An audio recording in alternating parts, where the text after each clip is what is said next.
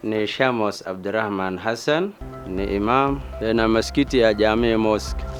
I'm Joseph Wakumo Nwonga, working as a port health officer at the Jomo Kenyatta International Airport. My name's Jackson Ntipapa. I'm a farmer. My name is Abel Nyangweso. I'm a chief tourism officer. I'm a nurse by profession. I'm working at Namanga Health Center on the Kenyan side. Damascene Kabanda. I work with the ESC Secretariat. I work as a senior trade officer. My name is Elizabeth Merab. I am a journalist at Nation Media Group PLC Kenya. And that is exactly what we understand as the One Health approach.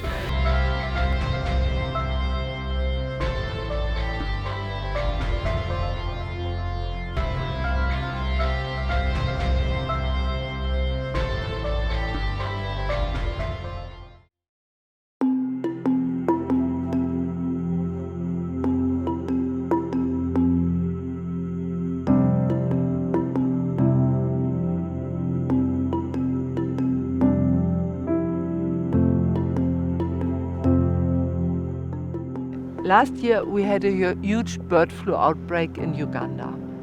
The wild birds got infected, but then also the flocks on the farms got infected.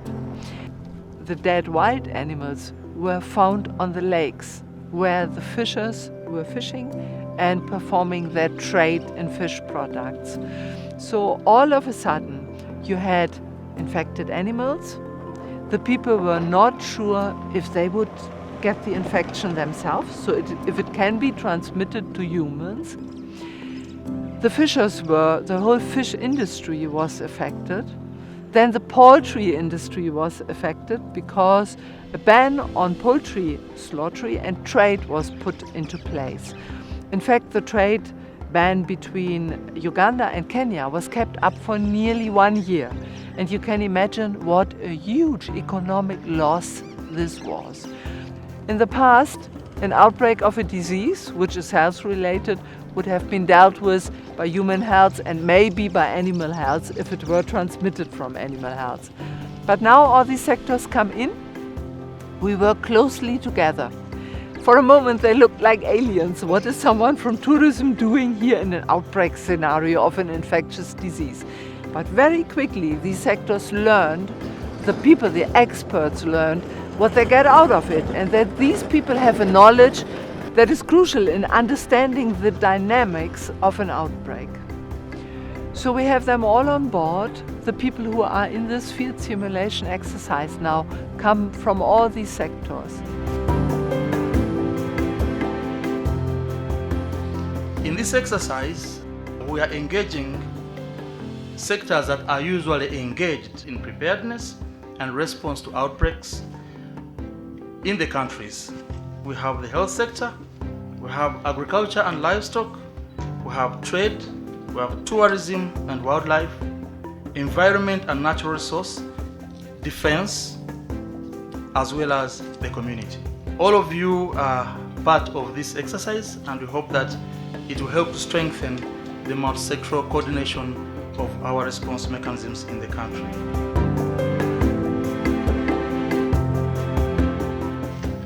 This is truly One Health in action and highlights the importance of multi-sectoral collaboration and coordination in all responses to public health events. The approach which has been adopted, it is not a East African community approach, it is an international one, to have actually all these people working together, and this is a program which is called the One Health approach. So it is what we are implementing also locally, and it is what will be also utilized when we are doing this simulation. And it is actually what is required to be done even in a real situation. In the One Health approach, the main issue was to be able to see if we can be able to have an interdisciplinary multi-sectoral approach to disease control. One of the challenges was bringing all the various disciplines together on one table so that they see and appreciate their roles in a simulation exercise. Initially, we had a bit of doubt or resentment. But I think with time, when we explained, especially after the tabletop simulation, I think everybody saw his or her role. The other challenge was for the preparation maybe is to get everyone on board, to get all the stakeholders and get everyone who is supposed to be there. The most important lesson I think I picked from this exercise is one, multidisciplinarity and collaborations between sectors and between different professions can work effectively. But each and every role player need to show commitment to making it work. During the course of this exercise, we've seen how actors from the different background and from different fields worked together and coordinated effectively and implemented projects in the field. Where there are challenges, you found that they are able to troubleshoot jointly and also provide solutions or at least provide feedback to help improve the system. So it's a big lesson.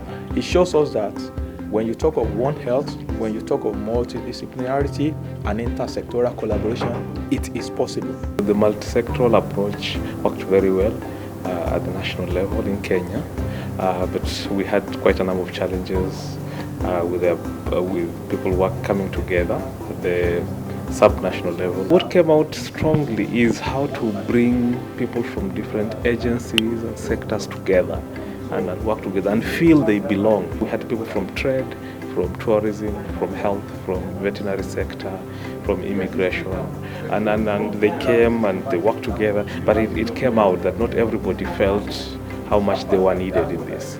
But bringing people together is not a very easy task, especially if you cannot explain or identify a specific task for that person. So for disease, it's easy. Everybody knows what their roles. My role is to help the humans, and then the veterinary role will be to protect the animals. So that's clear. For this, all other areas, all we need now is to work at making sure that everybody knows their role. But I think it's important going forward that it's not just about humans and animals, but a lot more, because it starts at humans and animals, but it goes beyond that. Sometimes you need help from the administration, you need help from the trade people, and some of the diseases cause quarantine, so it means you've got movement control, economic losses. So we know all that, and it's about time that we bring these people also in the fold so that they work in this bigger, this big and wider approach than what we've been doing. If we do more exercises, maybe eventually people will gel together and understand that they play important roles in all this that we do. Especially at the border crossing point, the multi-sectorial approach, I think, was one of the strongest pillars that actually hold that border together. The existence of the Border Management Committee, which brings on board many stakeholders, is one of the strong pillars that we have at the point of entry. So to a great extent, especially at Namanga, I'll say the One Health approach was extremely well executed. It's one of the best approaches in dealing with human and veterinary issues. As you've realized, most of the diseases are zoonotic, and therefore if we are not able to work together with the human health people and the environment people, then definitely we'll lose it. And currently, even with the challenges that we are facing, most of them don't come directly as health related, whether human or otherwise.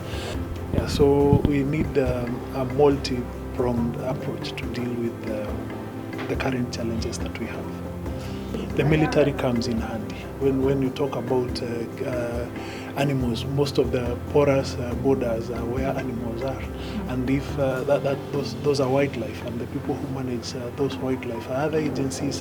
One Health approach makes a lot of sense. Most of the health problems, public health problems, are not only restricted to human interaction, but also the interaction between human and animals, and human and the environment. And they are influenced by the climate. Public health events also affect agriculture, they affect trade, they affect tourism, they affect wildlife. That means if we have public health threats, it's important for all stakeholders to work together to prepare and respond to such events. I can confirm that the participation of different disciplines and sectors was very, very good. Right from the start and right from the composition of the exercise management group, all the sectors were well represented. We've got a strong emphasis on the One Health approach. I mean, it's a core part of WHO's action. Zoonosis is a major issue for global public health. I mean, if we look at the number of cars, the safari vehicles going up and down, tourism is huge here, a huge part of the economy in this area. We must not forget, okay, we're WHO, we're public health, but it actually doesn't matter. Disasters, how big they are, they will have effect for all sectors.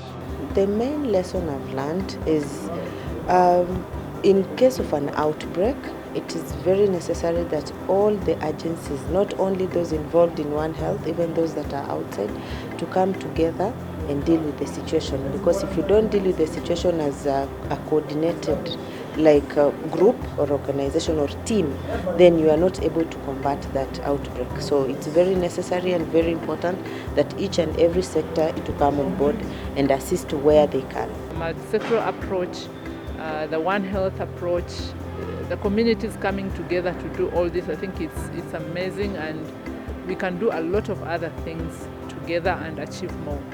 There were colleagues, of course, from Malawi, from Rwanda, from other countries, and I spoke to them as well.